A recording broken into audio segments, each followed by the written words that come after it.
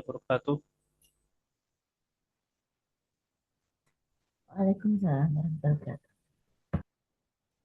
Bilang semua ya Bu ya. Alhamdulillah, Ustaz. Baik. Bismillah, alhamdulillah, wassalatu wassalamu ala rasulillah wa ala alihi wa sahbihi wa man wala. Amma ba'du. Allahumma alimna ma yanfa'una wa anfa'na bima 'allamtana wa zidna 'ilman nafi'an ya rabbal alamin. Allahumma arina al-haqqa haqqa warzuqna ittiba'ah wa arina al-batila batila warzuqna ijtinabah. Amma ba'du. Ya, kita lanjutkan yang belajar kita dalam kitab Matan Ajrumiyah ya dengan menggunakan ta'liqat Ajrumiyah karya Syekh Abi Abdullah Ahmad bin Sabit Said Al-Usabi yang dimana kita telah sampai kepada bab tentang ya uh, maf'ul Niat ma'ah editing. al-maf'ul al-ma'ah al-maf'ul ma'ah eh bentar.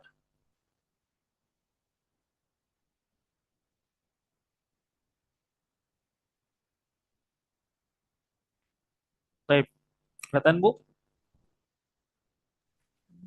Sebentar, Ustaz. Sudah, Ustaz. Udah ya? Ya, eh, ya sedikit mereview pelajaran kita sebelumnya ya. Jadi kemarin kita udah belajar mengenai al-maf'ul li ajli atau al-maf'ul min ajlihi yang dimana maf'ul li ajli adalah suatu isim yang dia mansub yang disebutkan sebagai penjelas tentang sebab suatu fi'il itu terjadi. Ya, contohnya seperti qama Zaidun ijlalan li Amrin. Dan di sini kurang dari segi tarif. Biasanya kalau eh, kitab-kitab nahwu yang lain, dia tidak hanya menyebutkan isim saja, melainkan masdar yang lebih spesifik lagi, yaitu dengan menyebutkan masdar, yaitu al-masdar mansub alladhi yuzkaru bayanan li sababi wuqu'il fi'l, yaitu suatu masdar yang mansub yang disebutkan untuk menjelaskan sebab terjadinya fi'il. Jadi syarat yang pertama itu harus masdar, ya, masdar. Yang dimana selain masdar, maka itu bukan maf'ul li ajlih. Contohnya qama Zaidun ijlalan li Amrin. Zaid berdiri sebagai bentuk penghormatan untuk Amr. Ijlalan di sini yaitu merupakan maf'ul li ajli dikarenakan ya dia pertama bentuknya masdar dan dia mansub dan dia sebagai penjelas untuk suatu fi'il itu terjadi. Sebagai penjelas untuk suatu fi'il terjadi. Kemudian contoh yang kedua wa qasadtuka ibtigha'a ma'rufika. Dan aku menghadapmu, aku menuju kepadamu ibtigha'a ma'rufika dengan mengharap kebaikanmu. Nah, di sini maf'ul li ajlinya ibtigha'a yang dimana dia ini masdar dari fi'il ibtigha yabtaghi ibtigha'an dan dia mansub dan di sini dia menjadi penjelas bagi sebab terjadinya suatu fi'il itu ada jadi alasan bagi suatu fi'il untuk eh, sebab terjadinya suatu fi'il. Nah, nah ini untuk maf'ul li ajli yang insya Allah gampang ya. Nah, kalau di kitab-kitab yang level di atasnya Ajrumiyah itu disebutkan nanti antara masdar yang dapat dijadikan sebagai maf'ul li ajli. Bagaimana bentuk masdarnya? Ah, ya, apakah seluruh Kalau masdar dapat menjadi maf'ul li ajli atau bukan? Ya, kenapa Bu? eh, kalau yang di atasnya Al-Jurumiyah ini apa, Ustaz? Setelah Oh, ini nah, kalau di Ajrumiyah ini biasanya kalau eh, seorang penuntut ilmu mempelajari nahwu secara bertahap, yang pertama Ajrumiyah, nanti setelah Ajrumiyah itu ada kitab namanya eh Syajaratul Dhahab, ya, atau enggak pakai kitab Qatrun Nada. qatrun nada. Yang qatrun nada ini punya Al-Imam Ibnu Hisham. Al-Imam Ibnu Hisham yang dimana kitab ini merupakan kitab kedua setelah seseorang mempelajari setelah seseorang mempelajari matan ajrumiyah maka dia lanjut belajar qatrun nada. Tapi kalau misalnya eh, mau jadi antara ajrumiyah dengan qatrun nada itu sebenarnya ada gap sedikit, ada gap, ada celah yang dimana kalau misalnya kita kurang terlalu yakin untuk lanjut ke qatrun nada, boleh kita ke Syajaratul Zahab dulu ya. Bisa kalau kitab Syudzurul Zahab namanya, Syudzurul Zahab. Sama punya Ibnu Hisham juga. Namun kalau mau langsung ke qatrun nada silakan tafadhol. Nanti setelah qatrun nada baru lanjut ke Alfiyah. Ke Alfiyah. Alfiyah ini tingkat yang paling atasnya, yang paling atas dalam menuntut ilmu nahwunya ya. Nah, Hmm. namun untuk kitab induknya itu ada namanya Alkitab punyanya Al-Imam Sibawai. Alkitab namanya Alkitab judulnya. Punya Al-Imam itu punya Al-Imam Sibawai. Itu seakan-akan seperti Qur'annya nahwu ya. Kitab Oh, induk nahwu seperti itu. ya. Nah, nanti eh, ketika belajar Alfiyah baru banyak permasalahan-permasalahan cabang yang kita tidak temukan di kitab Matan Ajrumiyah. Seperti Hmm. dalam misalnya seperti dalam bab Mahful Liajli ya mengenai masdar. Nah, apa itu pembagian masdar? Ya, masdar apa yang bisa dipakai untuk Mahful Liajli ya dan lain sebagainya. Nah, kemudian selanjutnya babul maf'uli ma'ah ya, bab tentang maf'ul ma'ah. Nah, apa itu maf'ul ma'ah? Al-ismul mansub yaitu isim yang mansub alladzi yuzkaru li bayani man fu'ila ma'ahu al-fi'l. Yaitu isim yang mansub yang disebutkan untuk menjelaskan ya dengan siapa fail itu terjadi ya dengan siapa fail itu terjadi atau sesuatu berbarengan yang terjadi bersama fail suatu ya hal yang berbarengan dengan terjadinya suatu fail. Nah jadi sebenarnya maf'ul ma'ah ini dia itu mirip-mirip ya, dengan atof ya dalam hal penggunaan, namun perbedaannya dengan atof adalah kadang maf'ul ma'ah itu dia tidak ada kaitannya dengan fail. Eh, tidak ada kaitannya dengan fail ya. Fail yang pertama maksudnya contohnya seperti eh jitu wasyamsa. Jitu wasyamsa. Aku datang bersamaan dengan matahari. Nah, jitu wasyamsa.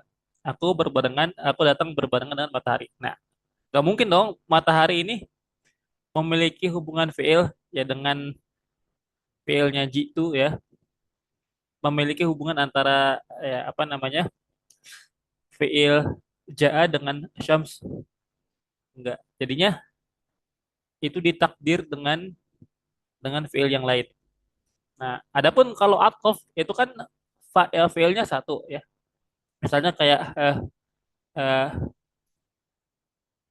misalnya jaa Zaidun wal jaisha. Ya, jaa Zaidun wal jaisha. Afan, jaa Zaidun wal jaishu. Zaid datang dan pasukan juga datang. Nah, itu kan kalau ataf jaa Zaidun wal jaishu. Nah, sedangkan kalau terkadang kalau maf'ul ma'ah itu dia tidak ada kaitannya dengan fiil sebelumnya gitu. Jadi itu yang membedakan antara maf'ul ma'ah dengan waw ataf. Walaupun sama-sama eh, artinya itu seperti tasyrik ya atau musahabah. Kalau maf'ul ma'ah itu musahabah, kalau eh, waw ataf itu tasyrik ya tasyrik at-tasyrik fil hukm yaitu me- menyamakan ya kedudukan hukum antara ma'tuf dengan ma'tuf alainya seperti itu. Kayak misalnya qama Zaidun wa Amrun. Zaid berdiri dan Amr. Jadi di sini kita menyamakan hukum qiyam ya hukum berdiri antara Zaid dan Amr gitu. Nah, kalau kalau maf'ul ma itu dia lebih ke musahabah. Musahabah. Maksudnya musahabah adalah ya kejadian fi'il itu berbarengan dengan suatu kejadian juga gitu. Nah, dan itu tidak harus dengan fi'il yang sama. Ya, misalnya kayak tadi jitu wasyamsa, aku datang berbarengan dengan matahari. Nah, itu bisa ditakdir dengan jitu watatlu syamsu ya, jitu watatlu syamsu. Jadi berbeda fiilnya dengan yang pertama. Nah, nah intinya ini perbedaan ini disebutkan di kitab-kitab yang levelnya lebih tinggi lagi dari Ajurumiyah. Nah, ini hanya saya di sini menyebutkan hanya untuk supaya kita hanya supaya kita tidak supaya kita tidak salah paham ya. Salah paham dalam artian di sini Hmm. disebutkan dalam talik bahwasannya maf'ul ma itu bisa dibaca juga dengan marfu. Iya benar, bisa juga dibaca dengan marfu. Kalau misalnya isim yang setelah wawul ma'iyah itu memiliki keterkaitan dengan fi'il sebelumnya. Contohnya di sini ja'al amiru wal jaisha ya. Ja'al amiru wal jaisha. Nah, telah datang amir pemimpin wal jaisha dan juga pasukan. Nah, di sini pasukan bisa kita baca dengan wal jaishu karena masih memiliki keterkaitan dengan fi'il sebelumnya. Ya, bisa jadi nggak bener? Ya, bisa jadi kan jaishnya juga datang. Bisa jadi kayak gitu. Namun kalau misalnya kasusnya seperti ja'al amiru wasyamsa. Ya, telah datang amir berbarengan dengan matahari. Apakah matahari datang? Nggak mungkin. Berarti kita tidak bisa mentakdir dengan fiil yang sama, yaitu kita ganti dengan fiil yang lain yang eh, yang berkaitan dengan kejadian yang dialami oleh matahari, yaitu misalnya tatlu, terbit ya. Ja'al amiru wa tatlu syamsu. Datang amir bersamaan dengan atau dan matahari sedang terbit. Seperti itu. Ya mungkin agak sedikit bingung ya. Namun insya Allah seiring berjalannya waktu ya kita belajar. Insya Allah nanti lama-kelamaan kita akan memahami perbedaan yang ada di antara keduanya. Nah, nah di sini nahwu qaulika jal amiru wal jaisha. Wal jaisha di sini al jaishanya menjadi maf'ul ma'ah. Waw yang terletak sebelum waw yang terletak sebelum maf'ul ma'ah itu disebut wawul ma'iyah. Wawul ma'iyah yaitu waw yang menunjukkan akan adanya maf'ul ma'ah. Wawul ma'iyah ini dia tidak terletak kecuali pasti sebelum maf'ul ma'ah. Dia tidak terletak setelah uh, kecuali setelah maf'ul ma'ah. Dia hanya ada ketika ada maf'ul ma'ah. Nah, oleh karena itu uh, untuk kan waw itu macamnya ada banyak ya, Bu. Ada waw atof, kemudian ada Hmm. misalnya kayak tadi waw Ya. ma'iyah, waw qasam ya, Hmm. nah, waw qasam. Nah, kemudian ya dan lain sebagainya ya. Nah, sedangkan kalau waw ma'iyah itu dia pasti muncul setelah maf'ul ma'ah. Dia pasti muncul setelah maf'ul ma'ah. Nah, jadi ya intinya paling mudah dikenali, paling mudah dikenali. Nah, namun yang menyulitkannya hanya itu aja kalau kita baca kitab gundul, apakah ini maf'ul ma'ah atau waw ataf? Apakah ini waw ma'iyah atau waw ataf? Kalau kita nggak paham dari segi maknanya. Nah, ya selanjutnya di sini untuk yang kedua istawal ma'u wal khosyabata.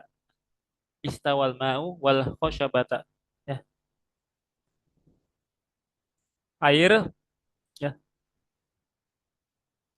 telah tenang ya, air telah istawa, telah apa namanya? eh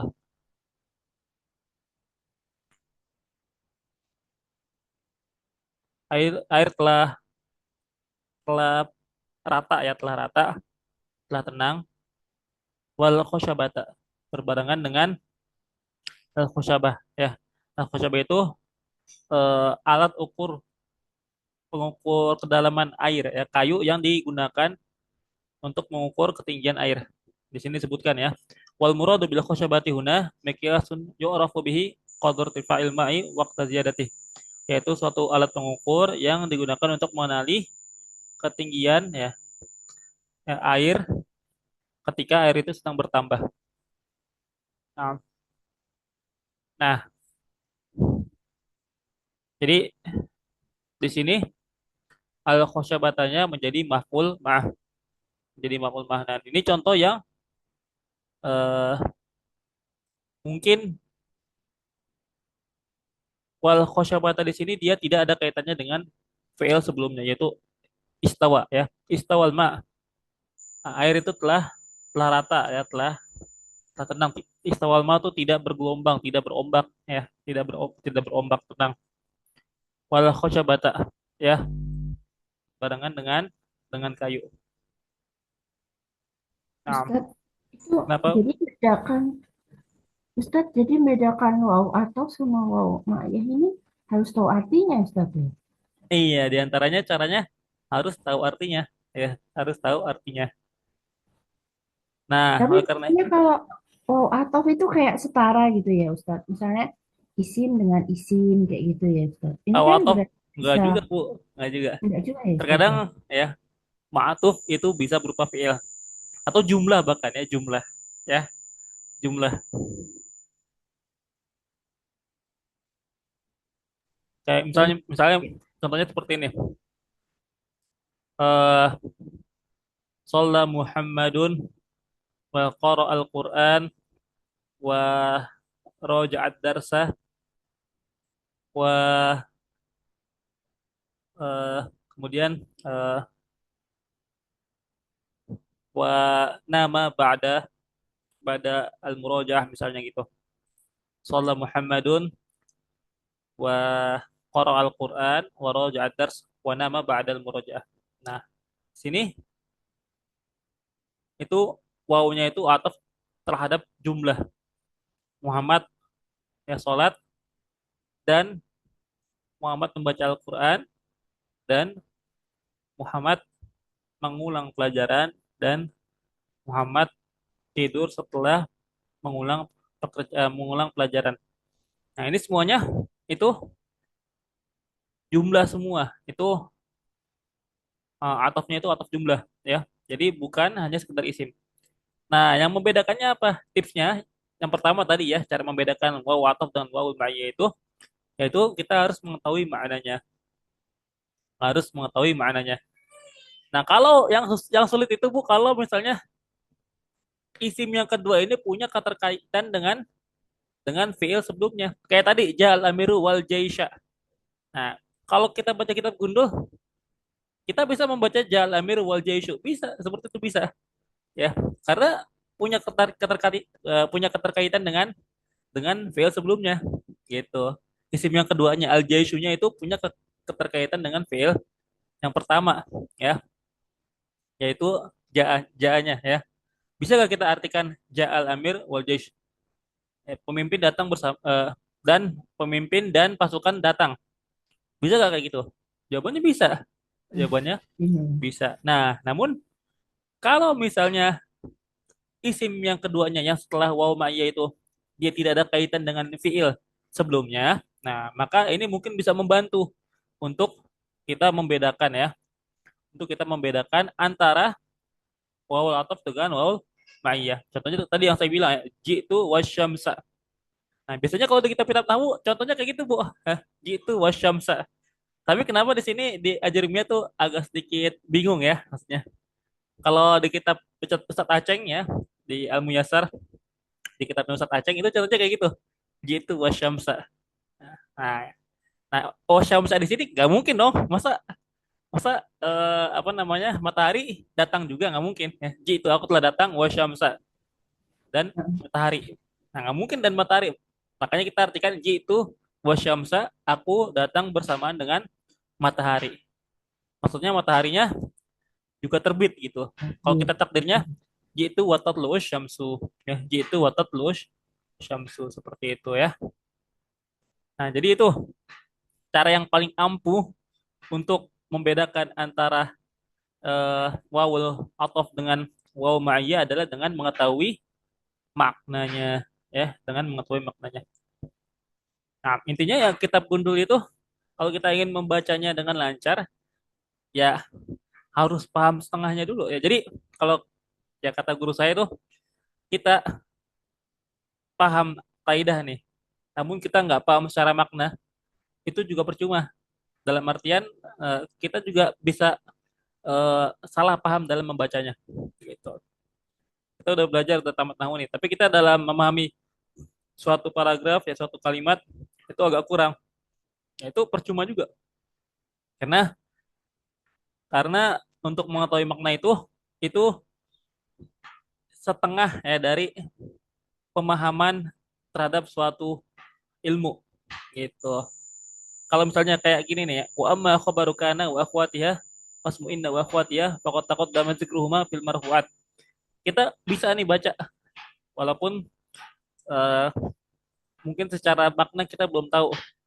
Nah, jadi tetap aja ya kita akan mendapatkan ilmu yang tidak utuh gitu. Makanya kita harus menggabungkan antara pemahaman dengan skill dalam membaca kita. Dalam membaca kitab kayak gitu.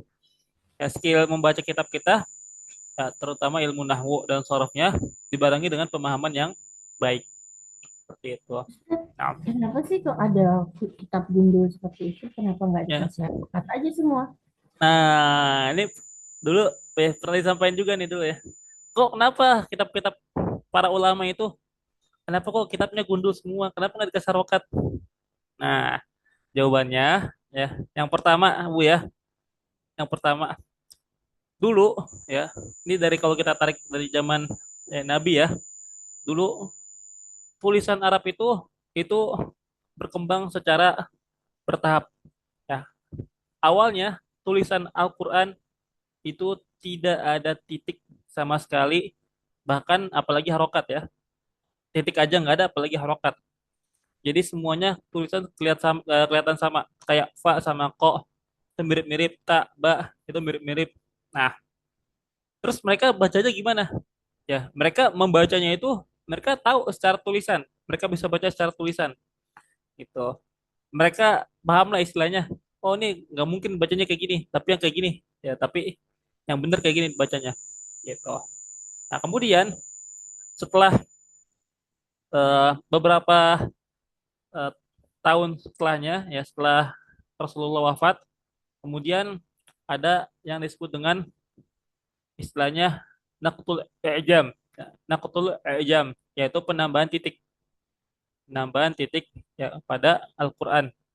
Nah, ini terjadi pada eh, zaman kalau nggak salah pada zaman Al-Imam Abul Aswad Ad-Du'ali ya, yang menemukan penemu ilmu nahwu ya, seorang sahabat yang mulia Abul Aswad Ad-Du'ali, ya, beliau yang menemukan ilmu nahwu dan beliau juga yang melakukan naqtul ijam, yaitu menaruh titik, ya, menaruh titik di mushaf supaya orang-orang selain orang Arab, ya, orang Ajam bisa membaca Al-Quran dengan baik. Nah, kemudian datang Al-Imam Al-Khalil bin Ahmad Al-Farahidi, ya, seorang ulama besar ilmu nahwu juga, seorang besar ulama bahasa, ya, ulama besar bahasa Arab. Dia menambahkan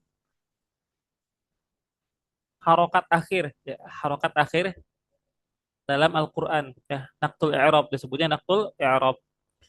Nah, dia menambahkan harokat akhirnya, baru harokat akhirnya aja yang ditambahkan supaya kita nggak salah baca. Gitu. Nah, kemudian datang setelahnya ya namanya Imam uh, Al-Imam Asim, namanya Asim ya, yang menambahkan seluruh harokat ya pada mushaf dan juga ditambahkan dengan uh, tanda al-waqaf ya, tanda waqaf di dalam mushaf Al-Qur'an. Nah, jadi bertahap. Nah, namun itu apa namanya penulisan itu ya perkembangan itu terutama terjadi pada mushaf Al-Qur'an ya. Namun dalam kitab-kitab para ulama itu tidak sampai tidak sampai memunculkan seluruh harokat ya, tidak sampai untuk memunculkan seluruh harokat. Kenapa? Karena para ulama itu lebih mengedepankan efisiensi waktu. Ya, karena untuk memberikan harokat ya pada suatu kitab itu perlu eh, pekerjaan yang memakan waktu yang lama, gitu, makan waktu istilahnya. Jadi para ulama itu tidak memberikan harokat pada kitab mereka bukan tanpa alasan. Nah, karena yang pertama untuk efisiensi waktu dan kemudian mereka apa namanya? Mereka membuat kitab itu untuk memang orang-orang yang udah belajar gitu, yang udah belajar, bukan orang awam, bukan sembarangan orang gitu. Makanya yang baca kitab para ulama itu udah pasti dia udah fasih dalam berbahasa Arab gitu. Ya, zaman dulu kitab-kitab terjemahan tuh sangat jarang. Karena kenapa? Karena orang yang mau belajar ilmu agama ya mau nggak mau harus belajar bahasa Arab. Kayak contohnya Imam Al-Bukhari ya rahimahullah taala, beliau berasal dari Khurasan ya, Khurasan dari kalau zaman sekarang ya dari Uzbekistan. Beliau nggak bisa bahasa Arab ya. Beliau dikarenakan orang ajam, termasuk orang ajam. Kemudian beliau belajar bahasa Arab, kemudian setelah pandai belajar bahasa Arab, baru beliau menuntut ilmu-ilmu syar'i yang lainnya sehingga menjadi uh, Amirul Mukminin fil hadis, ya pemimpinnya para muhaddisin. Jadi seperti itu. Karena para ulama juga mengarang suatu kitab itu terkadang tidak ditunjukkan untuk semua orang, semua kalangan. Mungkin yang kitab-kitab ringkas, mungkin nah itu biasanya kadang ada harokatnya gitu. Untuk pemula misalnya, itu biasanya ada harokatnya.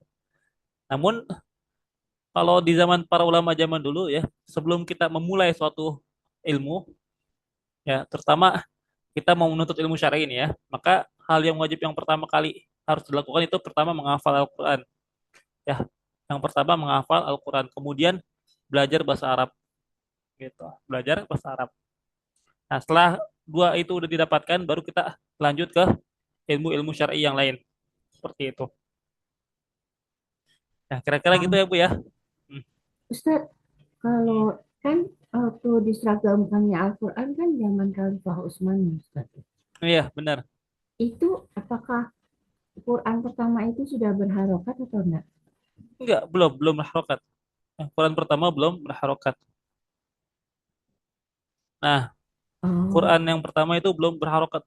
Jangankan berharokat, titiknya aja nggak ada. Ya, titiknya nggak ada. Nah, itu terjadi di zaman eh, Ali bin Abi Thalib ya, yang di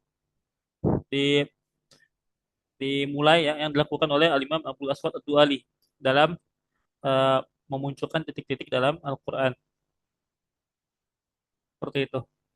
Nah, adapun harokat itu, harokat akhir, nah itu yang memunculkannya, yang menambahkannya itu Al-Imam Al-Khalil bin Ahmad Al-Farahidi, seorang ulama bahasa juga. Itu terjadinya itu Al-Imam Al-Khalil bin Ahmad Al-Farahidi itu ulama sekitar abad kedua, abad kedua, ulama abad kedua. Ustaz, Jadi, kenapa? Quran Quran yang zaman Khalifah Utsman ada nggak yang masih ada?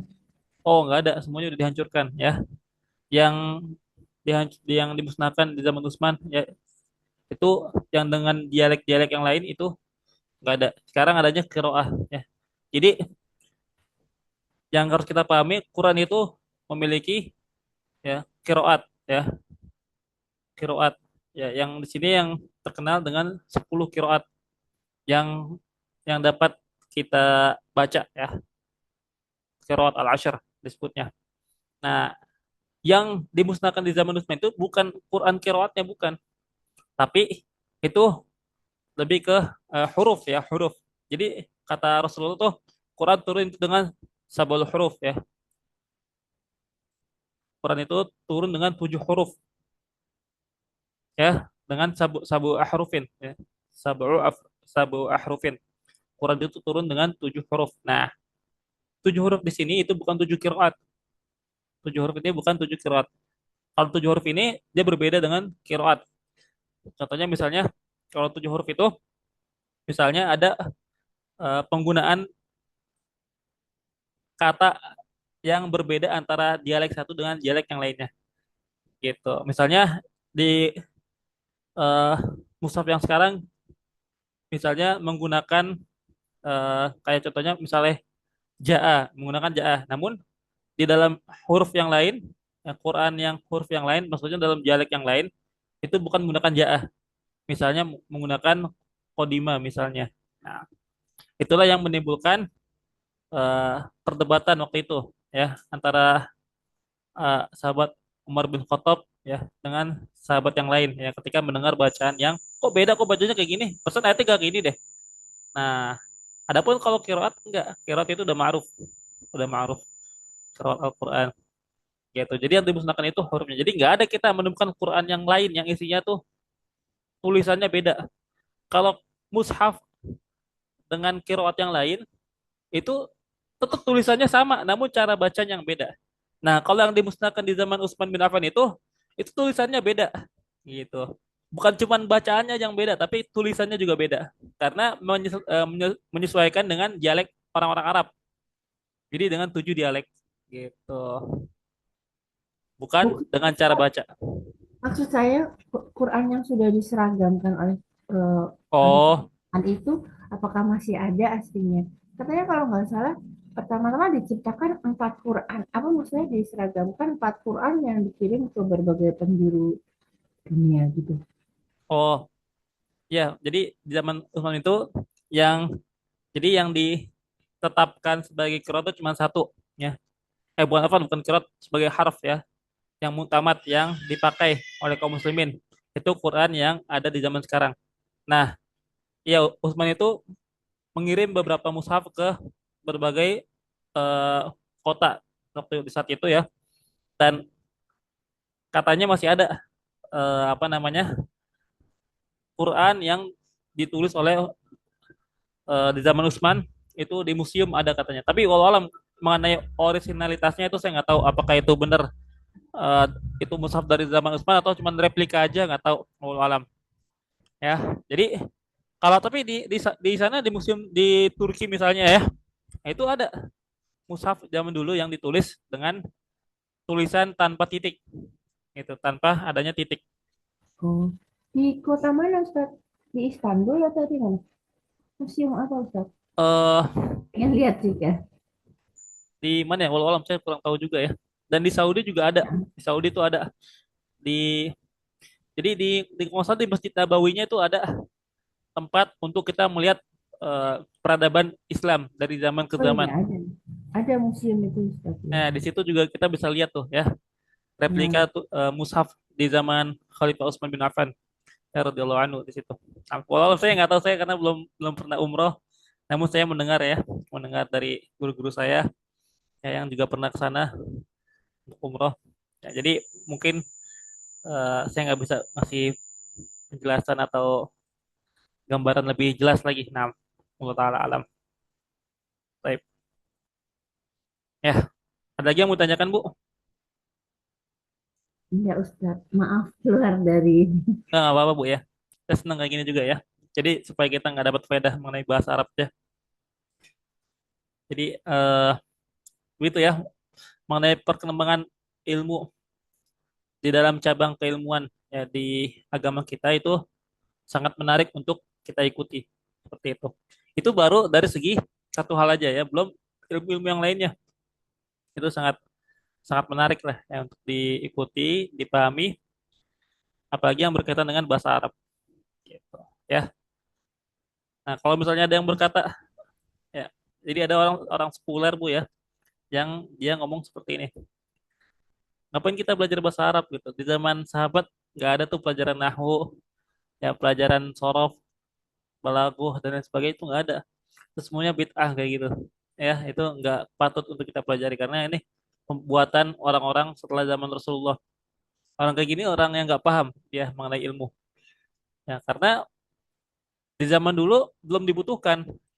untuk dibuat disusun cabang ilmu ya masing-masing seperti ini. Ada ilmu nahwu, ilmu sorof, ya ilmu balaghah dan ilmu yang lainnya.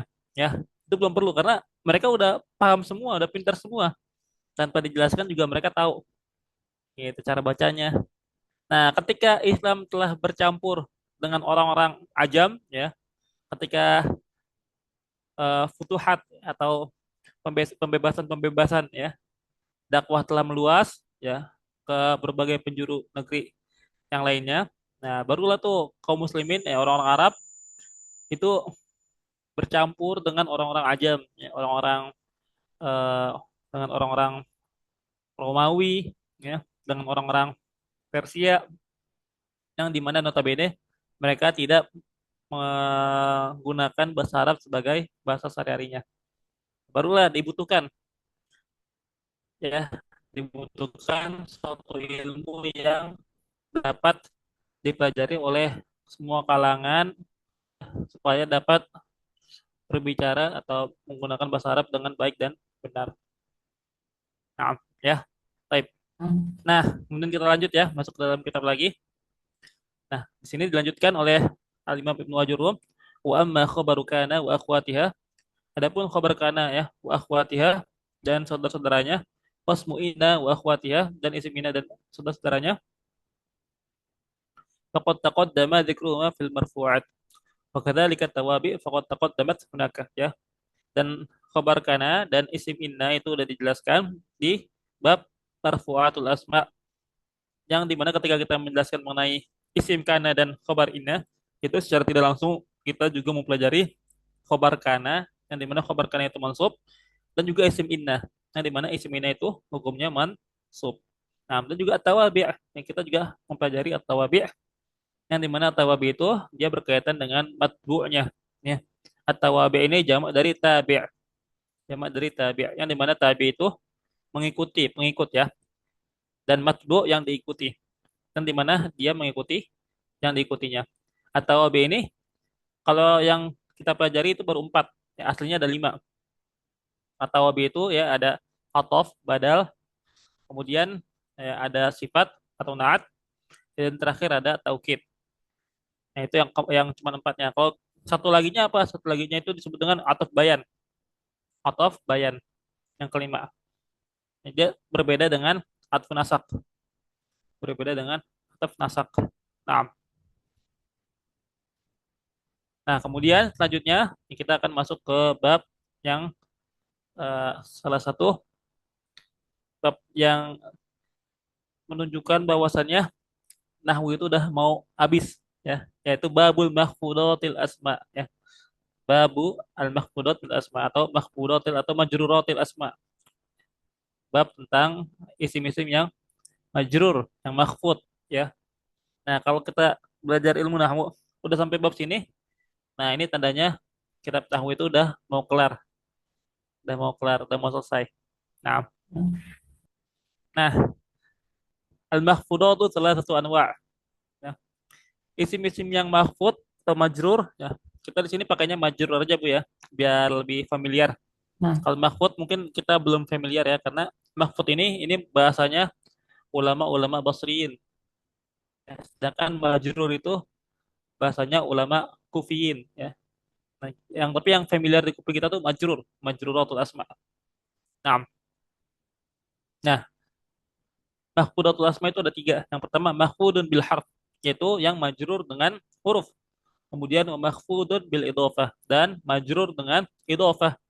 Kemudian watabiun bil mahfud dan sesuatu yang menjadi tabi bagi sesuatu yang majrur. Nah, ya, jadi tidak keluar dari tiga ini. Ya. Isim tuh menjadi majrur tidak keluar dari tiga hal ini. Itu bisa jadi karena harfu jar, ya, atau bisa jadi karena idofah, atau bisa jadi karena dia itu tabi, ya, tabi dari yang mahfud. Yang paling sedikit nih bab mengenai uh, majruratul asma ini merupakan bab yang paling pendek. Kalau tadi mansubatul asma itu yang paling panjang. Ya. Bab nahwu yang paling panjang itu di bab mansubatul asma. Kalau mahfudatul asma ini yang paling pendek karena cuma tiga pembahasannya. Kemudian wa amal mahfudu bil harf, Adapun mahfud dengan huruf fahuwa ma yukhfadu bi min wa ila wa an ya, yaitu apa-apa yang menjadi majrur dengan dimasuki huruf min wa ila dan ila ya, wa an dan wa ala wa fi wa rubba wal ba wal kaf wal lam ya. Nah, ini semuanya disebut dengan harfu jar. Harfu jar ya. Nah, ini seperti di awal bab kita udah belajar ya, bahwasanya tanda-tanda atau ciri-ciri isim itu dengan dimasuki harfu jar. Nah, ya. Kemudian wa hurufil qasam ya, dan huruf-huruf qasam seperti al-waw, al-ba dan at-ta. Huruf waw, ba dan ta. Au biwawin ya, atau dengan waw rubba ya. Kemudian ya, wabi muth dan dengan muth juga dan munzu. Muth dan munzu ini artinya sama. Munzu itu artinya sejak ya, selama. Ya. Muth itu sama artinya dengan munzu ya. Sejak artinya sejak. Dan kedua hal ini termasuk harfu jar. Kedua hal ini termasuk harfu jar. Ya. Nah, kalau rubah, rubah ini dalam bahasa Arab itu artinya memiliki dua makna. Namun yang paling sering digunakan itu menunjukkan betapa banyak ya, menunjukkan betapa banyak.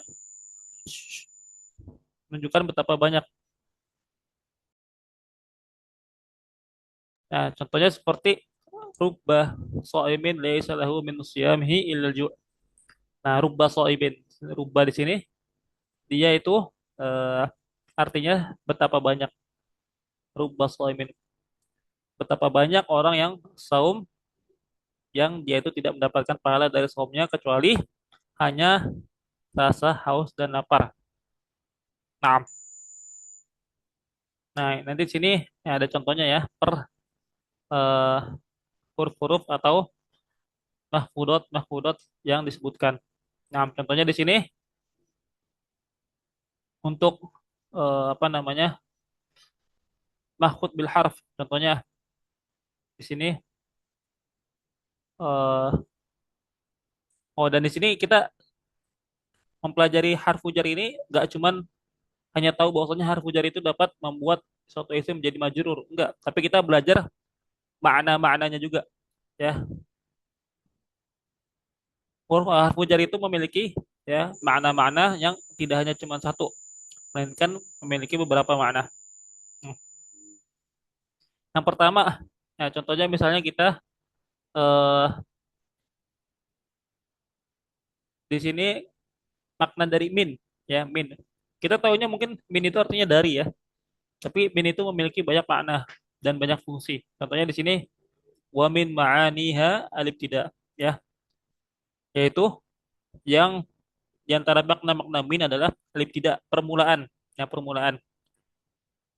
Wahia tajurul zahir, dan dia membuat majrur isim yang zahir wal mutmar ya, dan juga isim yang domir. Nah, contohnya nahwu kharajtu minal baiti. Aku keluar dari rumah. Nah, di sini dari di sini itu merupakan makna alif tidak ya, dari makna min. Artinya alif tidak, permulaan. Namun min memiliki makna yang lain ya. Contohnya seperti eh, min itu bisa artinya itu dzarfiyah ya, dzarfiyah. Contohnya misalnya seperti zaraf zaman. Eh, Fakulu kulu washrabu hatta yatabayyana lakum al-khaytul uh, aswadu minal khaytil abyadi minal fajar ya. Minal khaytil abyadi minal fajar. Nah, minal fajar di sini dia itu maknanya dzaraf fajron. Fajron ya. Pada saat fajar, waktu fajar ya, dan lain sebagainya ya. Ada disebut min bayaniyah ya, atau bima'na min litab'id ya, litab'id. yang menunjukkan sebagian dan lain sebagainya. Itu ada di kitab-kitab besar ya, ada di kitab-kitab nahwu yang lanjutan. Nah, ya, kemudian dia bisa memajrurkan domir. Contohnya seperti wasolani minka salamun ya, wasolani minka salamun. Yang telah datang ya kepadaku darimu ya salam ya. Salam salammu telah sampai kepadaku ya. Salammu telah sampai kepadaku. Nah, minka di sini minnya itu memajrurkan ya, domir kaf. Ya, namun ketika kita i'rab, kita tidak langsung mengatakan uh, wad domir majrur biharfi jar. Kita nggak mengatakannya seperti itu. Setiap isim yang mabni itu kita dahulukan sebutkan jenis ya binanya itu apa. Dia mabninya itu isim mabni apa gitu. Nah, kalau di sini dikatakan domir, jadi kita sebutnya ya minka. Domirun muttasilun mabniun ala fathi fi mahalli jarrin Nah, majrur bimin. nah, Gitu ya. Kalau kita i'rab seperti itu. Nah, kemudian yang ketiga, apa yang ketiga? Yang selanjutnya, yang kedua ya, yaitu ilah. Wa min ma'aniha al-intiha. Ya, yang diantara makna dari ilah adalah al-intiha. Akhir, menunjukkan atas akhir dari sesuatu. Ya, ujung dari sesuatu. Berlawanan dengan min.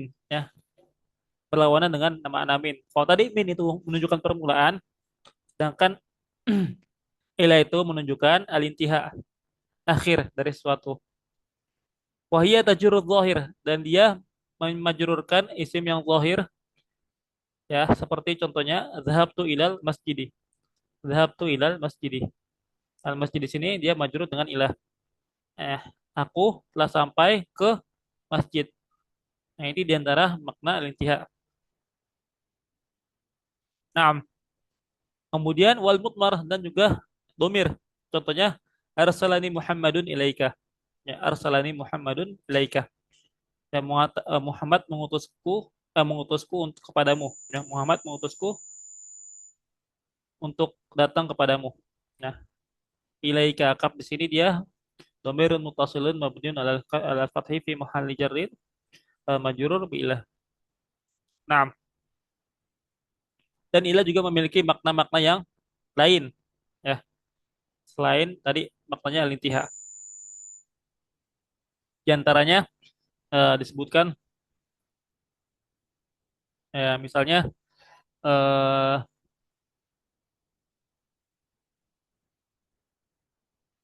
contohnya untuk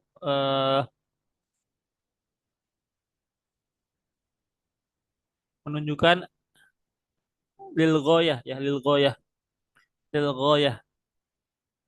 menunjukkan suatu eh, tujuan tertentu atau batasan tertentu ya. Maka dalam ayat wudhu ya faksilu wujuhakum wa aydiyakum ilal marafiq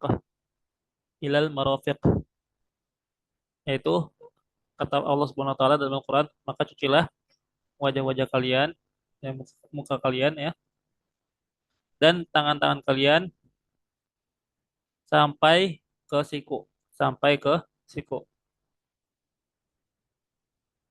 Nah, di sini kata para ulama ila di sini tuh di mana lil ghoyah menunjukkan batasan dari sesuatu, batasan dari sesuatu.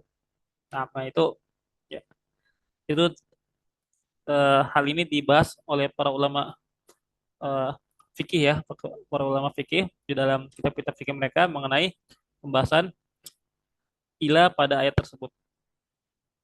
Nah, kemudian yang keempat, eh, apa yang ketiga, contohnya misalnya seperti an ya, an. Nah, contohnya mana an itu adalah al-mujawazah ya, al-mujawazah. Ya, al-mujawazah di sini maksudnya kalau dalam dalam makna yang kita sering artikan itu maksudnya adalah dari ya, dari. Padahal kalau al-mujawazah itu secara bahasa artinya itu eh, melewati ya, melewati mujawaza itu melewati, melewati. Dari kata jawaza yujawizu artinya melewati, menyeberangi. Ya, maksudnya di sini adalah an di sini untuk menunjukkan ketersambungan ya antara sesuatu dengan sesuatu yang lain. Wahya tajurul zahir wal mudmarah, dan an juga ya menjar isim zahir dan juga isim yang mudmar. Contohnya seperti radhiyallahu anis sahabatil kiram. Semoga Allah meridai ya para sahabat ya yang mulia. Nah, kemudian untuk mudmar contohnya as-sahabatul akhyaru radhiyallahu anhum wa radu an. Nah, di sini dia memanjururkan isim yang dhamir anhum sama an ya dan lain sebagainya. Nah, ya mungkin kita cukupkan dulu sampai sini ya. Soalnya kita lanjutkan di pertemuan berikutnya. Nah, Ya, sebelum oh, ditutup, apakah ada pertanyaan, Bu? nggak ada Ustaz. Nggak ada ya, Bu ya. Oh, Ustaz, Baik. sebentar. Itu Ustaz, Enam. kalau Doroh Maduf itu kan akhirnya juga Jerus, akhirnya juga kasroh itu tidak termasuk ya Ustaz? Kenapa dzaraf? Iya, Doroh Oh Maduf. iya. Misalnya Enam. yang Baina apa kayak gitu terus. Enam. Nah, kita tuh udah bahas ya di bab eh, maf'ul fi ya atau dzaraf. Nah, di situ saya telah jelaskan bahwasanya dzaraf itu dia isim setelah dzaraf itu majrur bukan karena dzaraf itu harfu jar, melainkan karena idhofah. Karena idhofah. Karena dzaraf itu isim. Dzaraf itu isim. Nah, dan dia dzaraf itu sendiri dia isim yang mansub ya, isim yang mansub yang menunjukkan keterangan waktu atau keterangan tempat. Nah, contohnya seperti eh, Alkitabu fauqal maktabi. Fauqal maktabi. Nah, fauqal di sini itu bukan dia harfu jar, bukan, melainkan dia itu isim. Isim. Nah, dan dia menjadi mudhof. Alkitabnya, al-maktabnya, ya, fauqal maktabi. Ya. Al-maktabinya dia kenapa majrur? Karena dia itu menjadi mudhofun ilaih. Seperti itu. Nah, jadi nanti masuknya ke dalam bab al-idhofah, bukan bab mahfud bil harf, Iya, bukan. Nah, baik ya. Ada lagi, Bu? sudah Ustaz. Baik, cukup ya. Baik. Kalau gitu, ya kita tutup dengan dua kafaratul majlis. Subhanakallahumma wa bihamdika asyhadu an la ilaha illa anta astaghfiruka wa atubu ilaik. Assalamualaikum warahmatullahi wabarakatuh. Waalaikumsalam warahmatullahi wabarakatuh. Jazakallah khairan, kasihan Ustaz. Wa jazakallahu khairan katsiran, Bu. Izin keluar ya, Bu.